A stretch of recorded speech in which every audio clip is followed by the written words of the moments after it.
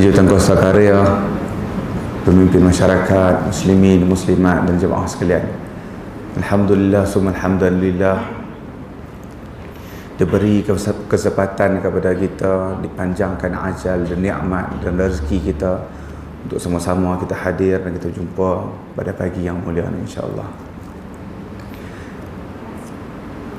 Pertama sekali, apabila kita berada di bulan Ramadan ni, akan banyaklah kelas-kelas Ramadan. Tentang khutbahnya pun disebut pasal Ramadan, dan ustaz-ustaz yang mengajar pun pasal Ramadan saja. Jadi kebanyakan tu perkara yang berulang-ulang. Jadi jemaah duk dengar benda yang sama lah selalunya. Tapi macam itulah, zikratan fa'ul mu'minin. Peringatan tu memberi manfaat kepada orang beriman. Orang duk sebut pasal taqwa, orang duk sebut pasal man qama Ramadan imanan wa ihtisaba ghufra lahu ma taqaddama min dhanbi, diampun segala dosa. Orang duk sebut pasal syaitan kena ikat, orang duk sebut pasal segala-galanya duk ulang benda yang sama. Supaya apa? Supaya kita ingat dan kita dapat berubah.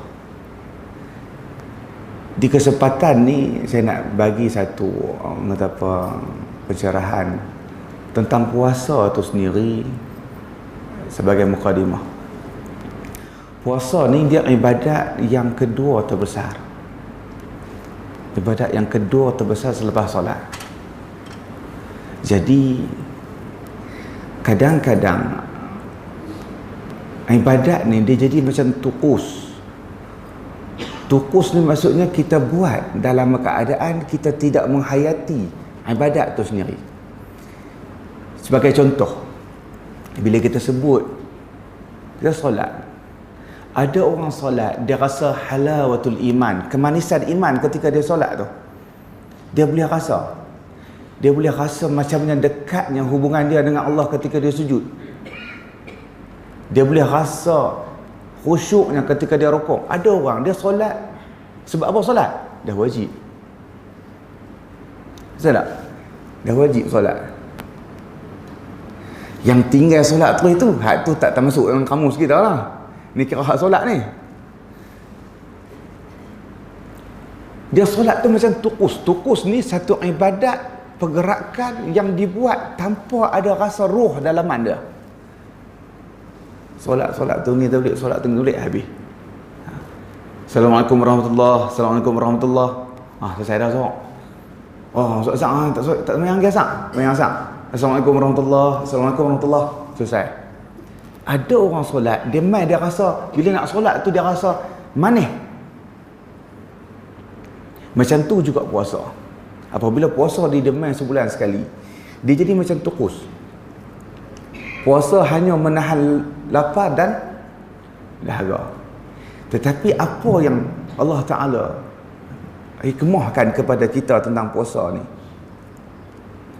sebab ibadat ni al-ibadatu mu'allalatun bimasalihil qalb.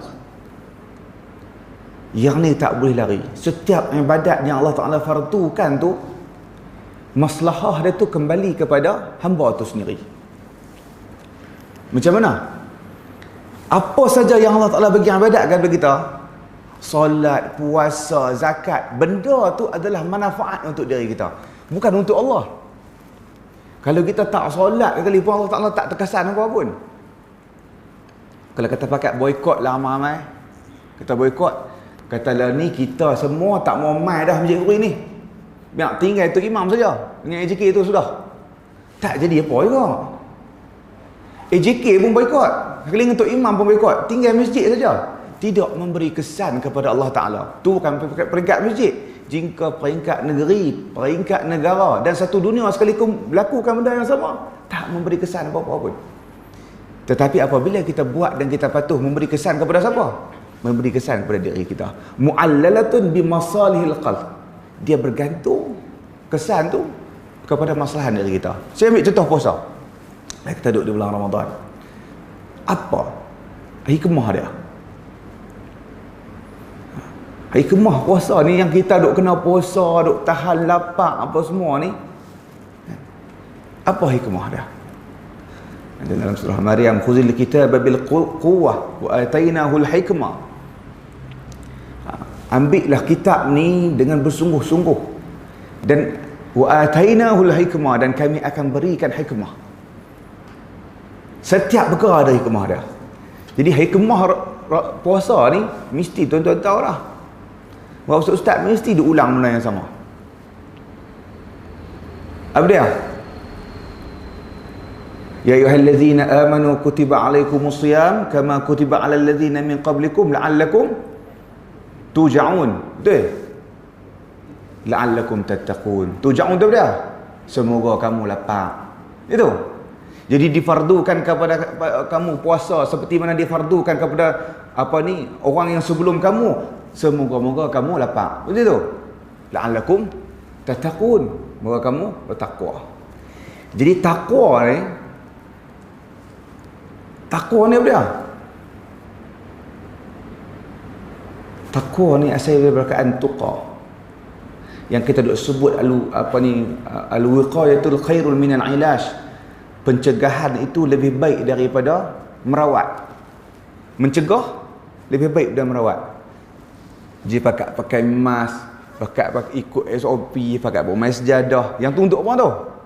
Kita nak mencegah lah. Sebab dah kena, nak kena rawat. Okey, benda tu semua asal perkataan dia main daripada perkataan tuqa. Takwa. Takwa ni apa dia? Nak bagi contoh, macam kita lalu di satu lorong. Lorong tu dipenuhi dengan duri. Lorong tu juga dipenuhi dengan paku. Orang cerita ada ular, orang cerita ada kelajengking. Kalau kita jalan dekat lorong tu, kita jalan macam mana? Kita jalan semak-semak kan? Kita jalan, belah ni tengok Ustaz ada ke tak? Jalan kot tepi ni, tengok jauh tu, berhenti Ustaz. Kita jalan dengan penuh hati-hati. Itulah takwa. Takwa ni satu perasaan di dalam diri yang boleh menghindarkan diri kita daripada maksiat. Itu apa kaitan dengan puasa? Puasa ni tuan-tuan, kita kena tinggal benda halal. Makan, minum di siang hari sebelum ni harus. Boleh makan, boleh minum, boleh bersama isteri waktu mana pun. Tapi tiba-tiba tak boleh. 10 malam tak boleh malam saja. Main malam dengar ustaz kata, dia kata Nabi kat kain bagi ketat 10 malam takhir. Dah start dah semalam tak boleh juga. Jadi bila kita tengok benda macam tu, kita nak kena tinggal benda yang isteri kita halal bagi kita. Makan minum di rumah tu halal bagi kita. Kita beli dengan duit halal. Tiba-tiba kita tak boleh makan pada siang hari. Ramadan ni satu kursus mukasyafah, kursus menyebabkan diri kita ni nak kena tahan benda yang halal. Supaya apa? Supaya bila kita keluar daripada Ramadan, kalau benda halal kita boleh sabar. Tambah-tambah lagi lah benda haram. Hak tu yang sebenarnya. Ya, ada orang kata untuk supaya kita merasakan isyarul masakin, supaya kita rasa macam orang miskin tak ada makan. Ya, betul. Tapi nak cari orang miskin sampai tak ada makan langsung sehari ni susah jugalah. Kan? Masjid nak cari asnaf ni jenuh. Hak nak bagi rubuknya, hak nak bagi duitnya, hak nak cari anak yatimnya, hak nak bagi duit, nak bagi makanannya, jenuh cari. Mana dah susah jugalah. Kalau tuan-tuan kata ni di kampung saya ada seorang lagi susah, masjid tak ambil tahu pun, kena abang. Kena abang kat abang Mohsin kita ada. Kena abang. Okey.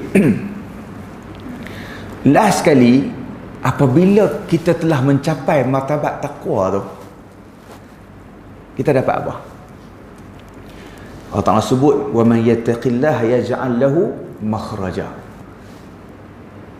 Siapa yang bertakwa kepada Allah, yaj'al lahu makhraja, Allah Ta'ala akan jadikan dia jalan keluar. Maksud jalan keluar di sini ni, setiap perkara yang kita buat, kita perlu sandarkan dengan takwa. Apabila kita bertakwa dalam kita memilih isteri, insya-Allah hubungan itu akan kekal. Isteri taat kepada kita, kita menghormati hak isteri. Apabila kita bertakwa dalam mendidik anak, insya-Allah anak tu tak jadi anak yang derhaka, anak jadi anak yang bermanfaat dan mendoakan kita. Jika kita bertakwa dalam semua perkara, yaj'al lahu makhraja. Dalam hidup ni kita nak apa sebenarnya? Kita nak apabila kita jadi buntu, bila kita ada masalah, kita ada jalan penyelesaian.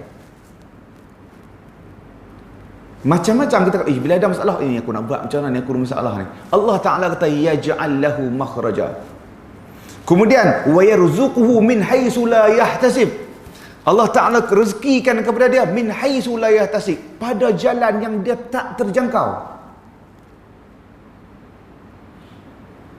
Tuan-tuan, rezeki yang Allah Ta'ala bagikan kepada kita ni, kita tak tahu kadang-kadang dia main kat mana. Setengah orang lagi, contohlah, saya bagi contoh. Dia duduk tengok satu tanah tu kembang dengan peranggan dia. Contohlah, contoh realiti. Sebab selalu ni orang nak bercerita lagu tu lah, sampai nak main pinjam duit, dia kata sayang sangat, mau tak boleh, dia kata sanggup hutang sebab nak beli tanah, dia tak ada duit, tapi tanah tu kembang dengan tanah dia tak mau bagi orang lain beli. Kita ni berdoa lah, contohnya berdoa ke Allah siang malam berdoa sebab nak beli tanah tu, tiba-tiba Allah Ta'ala tak izin kita beli. Kita rasa macam mana? Kita rasa kecewa, kita akan rasa insya-Allah aku ni salah apa lah, Allah Ta'ala tak makbul, aku sedekah dah, aku buat ni dah, semayang dah, aku buat Allah Ta'ala nak kabul. Kita duduk bercakap dengan diri kita. Saya bagi contoh. Tuan-tuan mungkinlah ada hajat lain apa semua tu. Lah sekali Allah Ta'ala bagi kepada orang tu, hak ada doa tu, satu tanah yang lagi luas dan lagi cantik, dan dia pun jual tanah hak yang sebelah perangan tu, dia pergi duduk sana sebab lagi elok. Wa yarzuquhu min haitsu la yahtasib. Allah Ta'ala akan rezekikan kepada kita daripada jalan yang kita tak tahu. Kadang-kadang kita sangka satu benda tu, Allah itulah benda yang paling baik sekali untuk kita, dan Allah Ta'ala tahu benda tu tak bagus untuk kita. Macam tuan-tuan nak betul benda muda dulu kan, berkenan dekat satu orang di sekolah ke di mana ke, kenan dekat satu orang, doa lah tak berhenti. Ya Allah, aku nak menikah dengan dia tu lah, dia tu baiklah, macam ni lah, mak pak dia pun baiklah, keluarga dia pun baik-baiklah. Doa tak sangka. Ataupun nak menikah lah dengan dia tu sebab dia tu pak dia kaya. Masing-masing cara fikir masing-masing. Tiba-tiba menikah dengan orang lain, tak menikah dengan orang tu, tapi menikah dengan hak ni umur apa dah? Hak isteri umur 65, suami umur 68. Cucu pun 8 orang dah. Hidup bahagia sebab Allah Ta'ala tahu yang hang duk doa tu, yang tu tak muslih bagi hang, yang hang duk doa tu tak bagus bagi hang. Aku tahu hak mana lebih bagus bagi hang, aku bagi isteri ni kat hang. Kadang-kadang doa kita ni tak mestinya Allah Ta'ala makbul apa hak kita doa tu, tapi Allah Ta'ala lencongkan benda tu. Wa yarzuquhu min haitsu la yahtasib. Rezeki tu mai tak tahu jalan dia. Dia ulama tafsir kata min haitsu la yahtasib, rezeki tu Allah bagi, Allah Ta'ala tak peduli pun berapa banyak. Min haitsu la yahtasib, tidak terkira rezeki yang Allah Ta'ala bagi.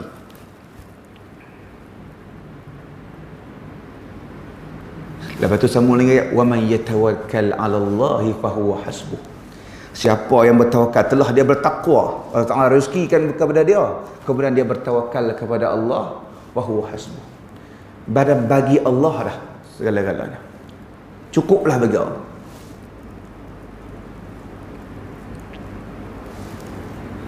Apabila kita dah mencapai tahap tu, kita akan rasa Allah Ta'ala akan buka. Bila kita dah rasa macam tu, Ramadan ni untuk kita pergi rasa macam tu lah.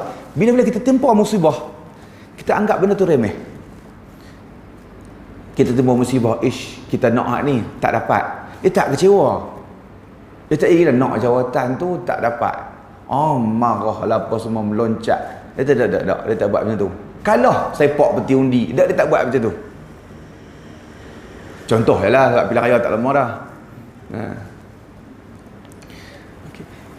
Sebab apa? Dia tahu apa yang Allah Ta'ala sebab di pandangan dia memang aku ni kena jadi ni apa ni wakil rakyat sekian-sekian. Tengok dia tak jadi. Allah Ta'ala tahu. Mungkin kalau dia jadi tu menyebabkan dia terlencong, dia tak boleh urus dengan baik. Abu Zar Al-Ghifari, sahabat Nabi SAW, dia pernah minta jawatan dekat Nabi. Nabi kata kepada innaka dha'if. Dia kata hang tak boleh, hang lemah. Lemah apa sahabat Nabi ni? Abu Zar Al-Ghifari ni ahli ibadat. Lemah apa? Lemah, dia tak boleh mengurus. Nak jadi pemimpin masyarakat, dia kena tahu urus. Abu Zar Ghifari minta jawatan kat Nabi, Nabi tak bagi. Nabi kata dia lemah. Bukan lemah dari sudut iman dia tu, dari sudut pentadbiran. Macam itulah tuan-tuan pada pagi ni, insya-Allah sebagai mukadimah baru. Mukadimah baru tentang Ramadan ni. Okey.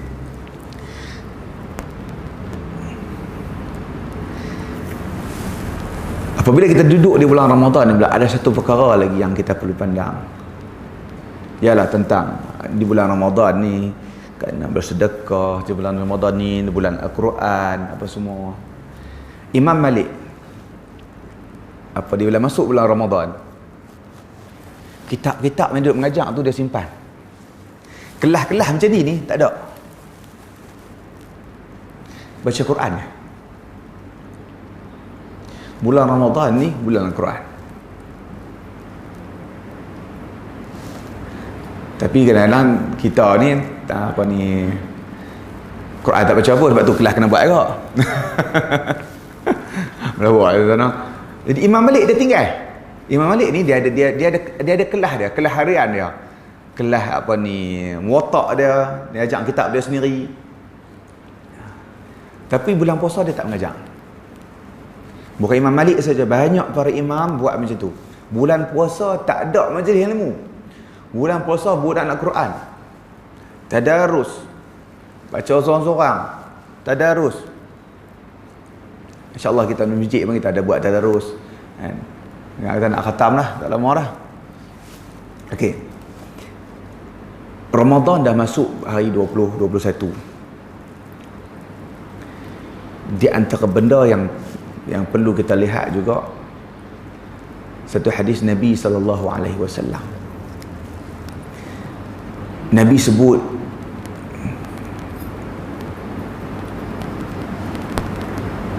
tentang qadar, tentang qada yang ditetapkan oleh Allah Ta'ala. Macam mana Nabi SAW sebut, فَإِنَّ أَحَدَكُمْ لَيَعْمَلُ بِعَمَلٍ أَهْلِ الْجَنَّةِ حَتَّى لَا يَكُونُ بَيْنَهَا وَبَيْنَهَا إِلَّا زِرَاعٌ فَيَسْبُقُ عَلَيْهِ الْكِتَابِ فَيَعْمَلُ بِعَمَلِ أَهْلِ النَّارِ فَيَدْخُلُ النَّارِ. Nabi SAW sebut, di kalangan kamu ada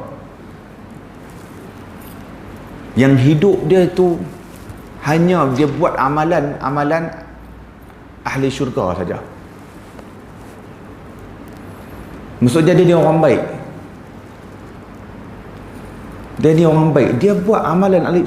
Tuan-tuan dengar betul-betul hadis ni, kita cuba hayati. Nabi sebut tentang di kalangan kita ni yang akan buat amalan ahli syurga.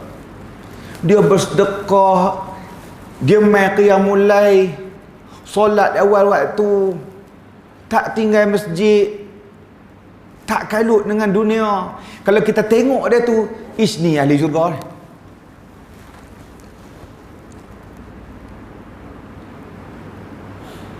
Nabi sebut fayasbaqu alaihi kitab, dan telah terdahulu padanya kitab. Maksudnya telah ditulis di Lauh Mahfuz tu, dia ni bukan ahli syurga. Fa'amila amalan ahli nar fayadkhulun nar.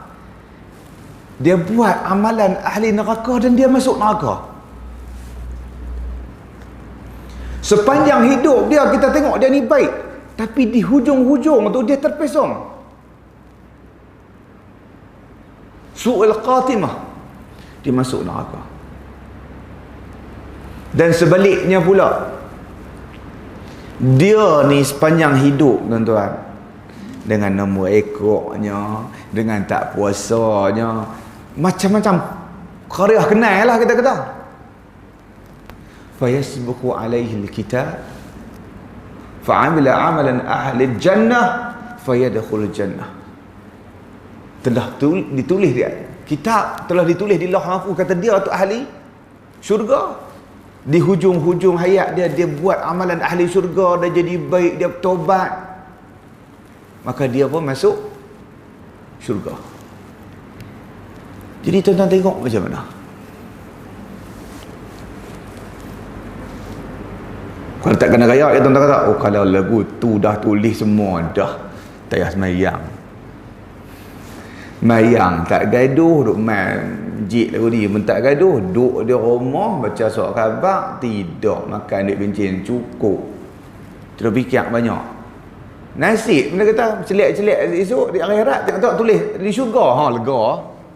Mujur tak pergi masjid pergi je tak. Ataupun satu lagi, dia tak mengaku duk buat baik sama ni manti bang, tak tahu kok tulis dalam neraka. Qadariyah, Jabariyah, dia ada mazhab yang macam tu. Mazhab sesat lah. Sebenarnya tuan-tuan, bab qadar ni, bila saya sebut hari ni saya kena ulas sikit lah, buat ada salah faham. Bab qadar ni Allah Ta'ala dah tulis siap-siap dah. Hadis yang saya baca tu panjang lagi. Sebelum tu disebut tentang macam mana pada hari yang ke-40 di dalam perut mak kita tu, malaikat mai nak tulis. Allah Ta'ala izin tulis 4 perkara. Ajal dia, rezeki dia, syaqiyu amqi, dia sa'id, dia bahagia ataupun dia ni, maksudnya syurga ke neraka, semua ditulis siap-siap dah. Kita tak dah nak keluar lagi daripada rahim mak kita, dah telah ditulis siap-siap dah. Jadi lagu tu duk buat amalan Allah. Okey. Allah Subhanahu Wa Ta'ala tulis tu bergantung kepada pengetahuan dia. Kita tidak dipaksa untuk melakukan maksiat, tetapi kita disuruh buat kebaikan, disuruh taat, disuruh bertakwa, disuruh beriman. Kita tak dimaksiat, dilarang, diancam dengan syurga, diancam dengan neraka.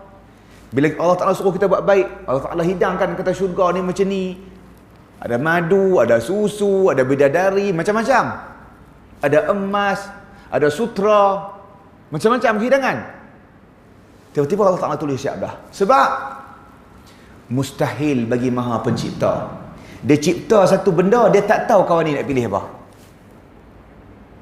Allah Ta'ala tulis, bukan dia pilih. Allah Ta'ala tulis yang satu hari kita akan pilih apa. Dia cipta kita daripada ada hingga tak ada. Dan Allah Ta'ala dia tak terikat dengan masa.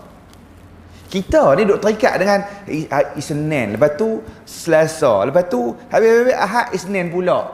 Lepas tu lagi pukul 9, lepas tu lagi pukul 10. Kita terikat dengan tu, masa tu. Allah Ta'ala yang menciptakan masa, dia letak masa tu kepada kita. Allah Ta'ala duduk di luar daripada masa. Dia tak terikat dengan masa. Dan dia tahu satu hari apa akan jadi. Dia tahu hamba ni nama sekian-sekian akan pilih apa. Dia tulis apa yang kita pilih. Bukan dia paksa kita untuk pilih. Kita diberi pilihan. Wahadainahun najdain, kami bagi dua jalan. Jalan kebaikan ataupun jalan keburukan. Pilih. Kita yang pilih. Jadi sebab kita pun tak tahu hujung kita macam mana, kita pun tak tahu kita nak pilih apa, kita kena buat satu benda apa. Kita kena sentiasa bertaubat. Sekurang-kurangnya kita tergolong daripada golongan yang kedua tadi.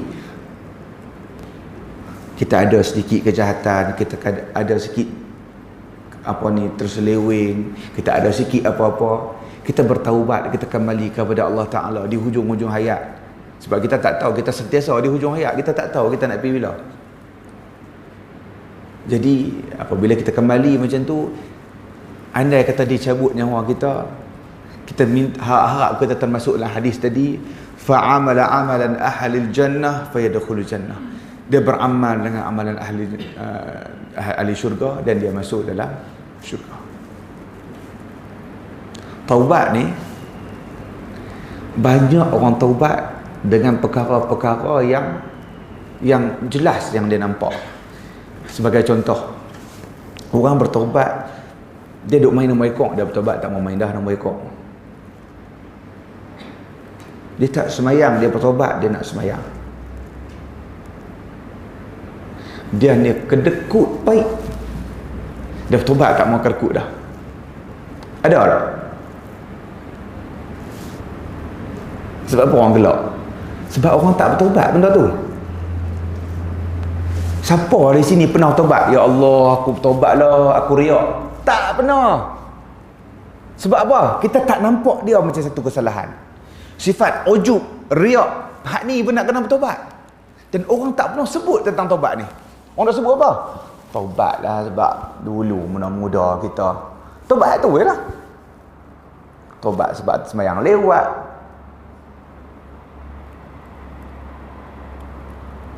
Taubat sebab apa ni, bergaduh suami isteri, maki hamun. Tapi kita tak bertaubat. Apa ni, saya punya pensyarah dulu, doktor, dia kata anal baqila ashaddu minal kufr lianna al-kafir qad aslam wa anna al-bakhil sayuqni'u an-nas bi bukhlihi. Guru saya kata-kata dia lah, bukan hadis apa pun. Tapi dia orang Arab, dia cakap Arab lah. Saya ingat kata-kata sebab lawak melawak. Dia kata orang yang kedekut ni lebih teruk daripada orang kafir. Dia kata. Bila kami tanya sebab apa? Dia kata sebab orang kafir mungkin dia akan masuk Islam, selesai. Tapi orang kedekut sampai mati dia bawa benda tu. Dia tak akan tiba-tiba di tengah jalan dia berhenti. Ish, aku bertobat, aku tak mahu kedekut dah. Sebab dia duk rasa sayuqinun nas bi bukhlihi. Dia akan yakinkan orang dengan kedekut dia tu. Dia tak hampa ni kena macam ni. Baru duit kita boleh simpan. Dia duk yakinkan lagu tu. Ada tengok isteri dia duk bagi. Dia kata hari tu bagi dah kat masjid, ni bagi lagi. Dia tu duit hang duk habis, tengok duit abang duk ada sedia. Duit hang duk ada sedia pun dia duduk duk tengok, duit tu tengok angka dia bukan boleh pakai. Kan? Misi rumput rosak. Orang tak beli baru, tak apa boleh perbaik lagi. Dia jadi hamba duit. Kita cari duit biar duit tu jadi hamba kita. Beza orang cari duit, duit jadi hamba dia dengan dia jadi hamba duit. Dia jadi hamba duit, dia duk sembah duit tu. Tapi dia tak sembah lah, sujud. Dia duk tengok, tu 10,000 jadi 20, cantik. Sedekah, sedekah jadi 19, 20. Kita buat jadi 30 baru kita sedekah. Cukup 30,000. Sedekah, 50 kot. Dia duk tambah tu. Lepas tu kalau anak-anak nak pakai ke, dia nak guna ke, atak bocok ke, pergi luar. Sekali kalau buat atak bocok, duit ni kurang. Dia jadi hamba duit. Dan duit tu tak bermanfaat kepada dia. Last sekali dia meninggal, anak-anak ambil duit tu berkelahi.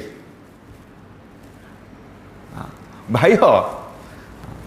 Ni orang bakhil ni. Dia bakhil bukan kat kita. Bukan takat kata dia ni nak belanja tak tak pernah. Bukan, dia kat atas diri dia sendiri dia kedekut. Atas diri dia sendiri dia kedekut. Ini masalah. Ajwadun nas Nabi SAW, orang yang paling pemurah dalam Ramadan ni. Okey. Apabila kita sebut tentang taubat, tuan-tuan,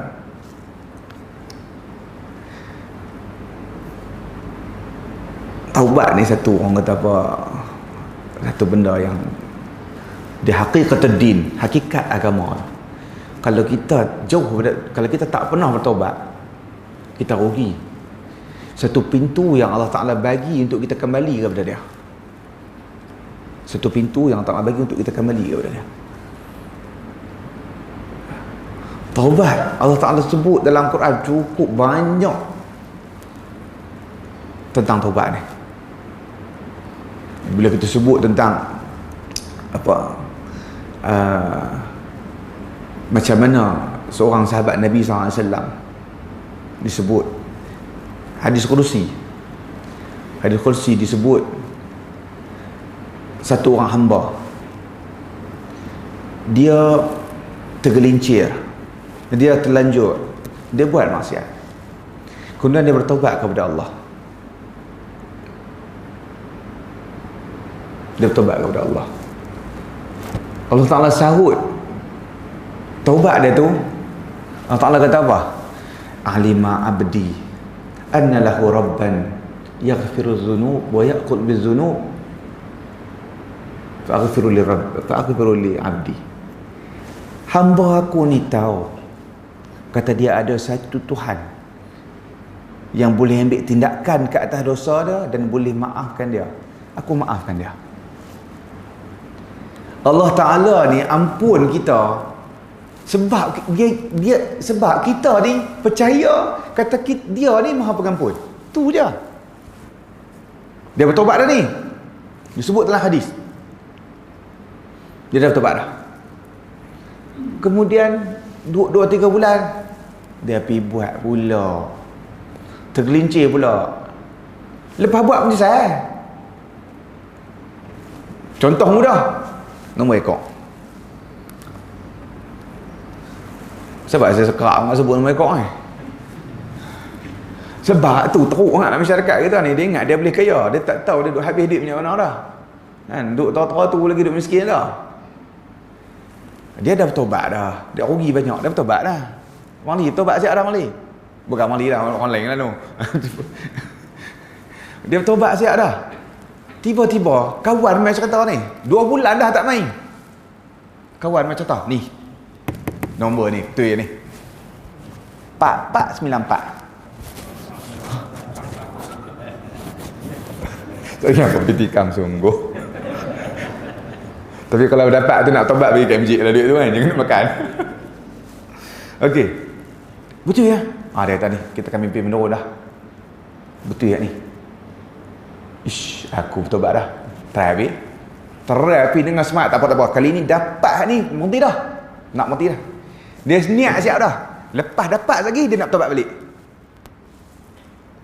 Tiba-tiba dia pergi lah 4494 tu. PBB tak dapat. Apa pun tak kena. Ekor pun tak kena. Apa pun tak kena. Saya tak nak main tapi saya tahu lah. Apa ni, dia bila tak dapat, dia bertobat lah. Duduk atas tikar semayang, bangun malam, ya Allah, aku menyesal lah. Dia menyesal sungguh-sungguh ni. Bukan kata menyesal main-main. Kan? Kawan saya tu, dia ajak lah, pupak, menangis tak sangka. Allah Ta'ala kata apa? Kali kedua lah ni. Alima abdi anna lahu rabban yaghfiru dhunub wa ya'khudh bizunub. Allah Ta'ala maaf lagi. Allah Ta'ala kata hamba aku ni tahu. Kita duk teriak kat Allah Ta'ala ni. Allah Ta'ala kata hamba aku ni tahu. Dia ada Tuhan yang boleh mengambil tindakan ke atas dia. Dia boleh mengampun dia. Aku maaf. Dan dalam hadis perkara tu berulang. Kalau tu burang sampai 4 kali. Maksudnya dia duk pergi ulang sampai 4 kali. Dia bertobat, dia buat pula. Dia bertobat, dia buat pula. Apabila sampai banyak kali itu, Allah Ta'ala last sekali Allah Ta'ala ulang. Allah Ta'ala sebut satu perkara. Allah Ta'ala kata dia ni tahu, kata dia ada hamba. Dia ada Tuhan yang boleh mengampunkan dia. Kemudian Allah Ta'ala sebut lagi. Ushidukum anni qad ghafartu li'abdi falyamal ma yasha'.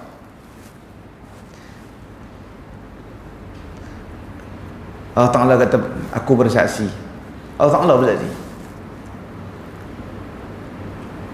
kepada hamba aku telah mengampunkan dosa hamba-hamba aku, falyamal ma yasha, dia buatlah apa dia nak buat. Allah Ta'ala pujuk kita tu, tarik kita tergelincir. Sebab apa?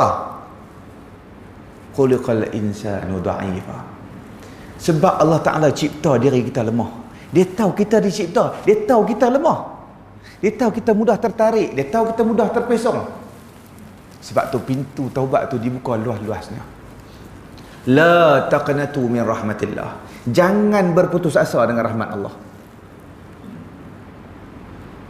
Jangan putus asa dengan rahmat Allah. Sepanjang di bulan Ramadan ni, kita ambil, orang kata apa, yang tiba, kita taubatlah banyak-banyak apa yang lepas, termasuk diri saya sendiri. Saya cakap ni bukan untuk tuan-tuan saja, saya cakap untuk diri saya sendiri. Depa orang cakap tajuk lain, saya cakap apa hak saya nak cakap. InsyaAllah lah kita kongsi apa sikit berkenaan dengan taubat ni juga. Allah Ta'ala sebut di dalam Al-Quran. Ni ayat last dia nak baca. Sebab ayat ni, dosa-dosa yang saya nak sebut ni, tuan-tuan pun tak pernah terfikir, tapi Allah Ta'ala ampun. Dia sebut wallazina la yad'u ma'allahi ilahan akhar. Wallazina la yad'u ma'allahi ilahan akhar. Mereka yang tidak menyekutukan Allah, tidak menyeru, tak doa selain kepada Allah. Wala yuqtalun nafsal lati harrama Allah illa bil haqq. Dan mereka tidak bunuh jiwa-jiwa yang diharamkan oleh Allah kecuali dengan hak, dengan hak. Wala yaznun, mereka tidak berzina. Wa man yaf'al zalika yalqa asama. Saya sebut berapa dosa tadi ni? 3. Yang pertama, syirik kepada Allah. Yang kedua, bunuh orang. Yang ketiga, berzina. Allah sebut siapa yang tak buat macam ni, buat macam ni, buat macam ni, buat macam ni, dia ni orang beriman lah. Tapi Allah sebut lepas tu, wa man yaf'al zalik yalqa asama. Siapa yang buat benda ni, yalqa asama, dia akan dapat dosa. Dosa syirik dengan Allah Ta'ala, dosa berzina, dosa bunuh orang, yalqa asama, dosa. Lepas tu dia akan dimasukkan ke dalam neraka. Dah ada proses-proses dia. Okey, kemudian Allah Ta'ala sebut apa? Bila dah buat macam tu, dia bunuh orang ataupun dia berzina, Allah Ta'ala sebut dia berdosa. Kemudian Allah tambah lagi, yudha'if lahu al'azaba yawmal qiyamah wa yakhlud fihi muhana. Akan digandakan azab kepada dia di hari akhirat, wa yakhlud fihi muhana, dan dia akan kekal dalam keadaan kehinaan. Bunuh orang ni, dia akan kekal dalam keadaan kehinaan. Macam itulah juga orang berzina, macam itulah juga orang yang jenis nak pergi bomo ni. Dia tahu kat pahu ni tak ada kot, apa sikit minta kat bomo. Saya tak mahu sebut sangat pasal bomo, saya tengok matahari naik dah. Saya sebut bomo pukul 9 mau habis. Bomo kenapa kita kuliah lain lah, kuliah tentang sihir. Okey. Kemudian apabila dikekal, digandakan di hari akhirat ni azab, kemudian dikekalkan kepada kehinaan, last sekali Allah Ta'ala pujuk, illa man taba wa amana wa amila amalan salihan fa ulaika yubaddilullahu sayiatihim hasanat wa kana Allahu ghafuran rahima. Dahsyat. Allah Ta'ala kata kecuali apa? Kecuali orang yang bertaubat dan beriman, kemudian dia beramal dengan amalan soleh, faulaika yubaddilullahu sayiatihim hasanat, dan mereka itu Allah Ta'ala akan gantikan perkara-perkara buruk, dosa-dosa yang mereka buat dengan kebaikan. Atau Allah Ta'ala tekan lagi, wa kana Allahu ghafuran rahima. Orang yang bunuh orang, orang yang berzina, orang yang pergi bomo, orang yang syirik kepada Allah, dia akan kekal dalam keadaan kehinaan, akan digandakan kepada dia azab. Kecuali illa man taba, kecuali orang yang bertaubat. Apabila bertaubat, Allah Ta'ala bagi apa? Yubaddilullahu sayiatihim hasanat. Hak dosa yang dia buat tadi, hak dosa dia bunuh orang tadi ni, Allah Ta'ala gantikan dosa tu dengan kebaikan. Nak bagi tuan-tuan faham, kalau bunuh orang tu apa ni dosa dia 110. Bila dia bertaubat 110 hak dosa tu, hak tu padam, 110 tu duduk dekat pahala. Jadi timbangan kita ni, kalau kita bertaubat, dosa kita ni kalau kita katalah boleh bilang ada lah apa ni 100,000 kah, hak yang pahala yang kita punya ni sikit je. Ni ada kot 200. Dosa 100,000. Hak 100,000 ni kalau bertobat, hak 100,000 ni akan pindah duduk kat pahala. Dah buat jahat, minta ampun, bukan maaf saja. Dibalikkan, ditukarkan sayyiat keburukan tu dengan hasanat. Allah Ta'ala wa kana Allahu ghafuran rahimah. Allah Ta'ala tu Maha Pengampun dan Maha Penyayang. Macam itulah tuan-tuan, kita ni Allah Ta'ala pujuk dalam batera tu. Pujuk dalam batera tu. Kalau kita tak ambil peluang ni, kita rugilah. Peluang ni bukan ada di bulan Ramadan saja, tapi apatah lebih baiklah kalau kita ambil peluang ni di bulan Ramadan. Kita manusia ni kita ada kesalahan. Kita ada ketelanjuran. Kullu bani Adam khata'un wa khairu khata'ina tawwabin. Setiap anak Adam tu akan melakukan kesalahan. Dan sebaik-baik orang yang melakukan kesalahan ni adalah orang yang bertobat. InsyaAllah kita sama-sama muhasabah diri kita. Kita kembali kepada Allah Ta'ala. Kita ingat balik dosa-dosa yang lama. Menangis, munajat. Kembali kepada Allah Ta'ala. Tu kadang-kadang ni, orang kata apa? Macam tuan-tuan mai sini dia qiyamul lail. Apa semua, mai sini bikin 4 bagi semayang tu bagus. Tapi kalau boleh tu ambil 1 hari ataupun 2 hari. Kita solat di rumah. Waktu kita bangun solat tu kalau boleh suami pun tak tahu. Suami kalau bangun solat, isteri pun tak tahu. Munajat, biar hubungan kita dengan Allah Ta'ala saja. Aku imam di masjid ni nak teriak kot segan lah. Kan? Tapi kena amal juga lah masjid. Tapi ada kalau kita hari kita khulu. Hari kita bersunyi-sunyian dengan Allah Ta'ala. Kalau orang lelaki ni kalau boleh tu sampai janggut basah lah. Lagi janggut tak basah jangan nak berhenti. Cara nak teriak ni satu ya. Yang pertama kita akan menyesal dengan apa yang kita buat. Lepas tu kita ingat dosa-dosa lama. Ingat dosa lama, ungkit ke Allah Ta'ala. Sebab Allah tak lupa. Kita tak lupa. Bila kita cuba ingat, kita cerita ke Allah Ta'ala, ish aku dulu ni sebelum aku kahwin. Cerita. Jangan cerita ke orang benda yang lepas. Setengah orang bila dia dah bertobat. Aku dulu macam ni. Tak payah cerita. Aib jangan buka. Allah Ta'ala tutup aib kita jangan buka dekat orang. Tapi dengan Allah Ta'ala sendiri tahu keaiban kita. Kita cerita ke Allah, munajat Allah Ta'ala. Bila kita sebut dosa-dosa kita akan sebut. Bila kita sebut, bila kita teriak, kita akan dekat dengan Allah Ta'ala. Bangkit, pagi tu kita rasa lapang. InsyaAllah lah, tuan-tuan, sekadar tu saya cukup bagi ni, kongsian saya. InsyaAllah lah nanti kita, lain masa kita jumpa lagi. Aqulu qawli hadza wa astaghfirullahal azim li wa lakum. Wassalamualaikum warahmatullahi wabarakatuh.